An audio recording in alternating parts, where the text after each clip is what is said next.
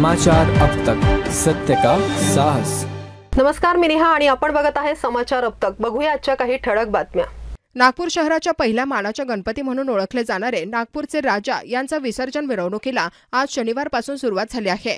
रेशीमबाग परिसरातील भव्य पंडालात विराजमान झालेल्या नागपूरच्या राजाचे विसर्जन सोहळा पाहण्यासाठी मोठ्या संख्येने भाविक उपस्थित होते।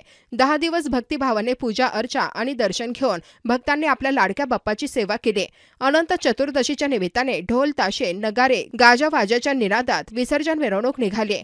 शहरातील विविध सार्वजनिक गणेश मंडळांनी देखील या मिरवणुकीत सहभाग घेतला। नागपूरचा राजा या गणपतीला शहरातील प्रथम मान दिला जातो, त्यामुळे या मंडळाच्या मिरवणुकीनंतरच इतर मंडळांचे गणपती विसर्जनासाठी मार्गस्थ होतात। या सोहळ्यात पारंपरिक घोषणांनी वातावरण दुमदुमले होते। 10 दिवस चाललेल्या या उत्सवाच्या अखेरीस भक्तांनी बाप्पाला निरोप देताना गणपती बाप्पा मोरया, पुढच्या वर्षी लवकर या अशा गजरात आपल्या लाडक्या गणरायाला भावपूर्ण निरोप दिला।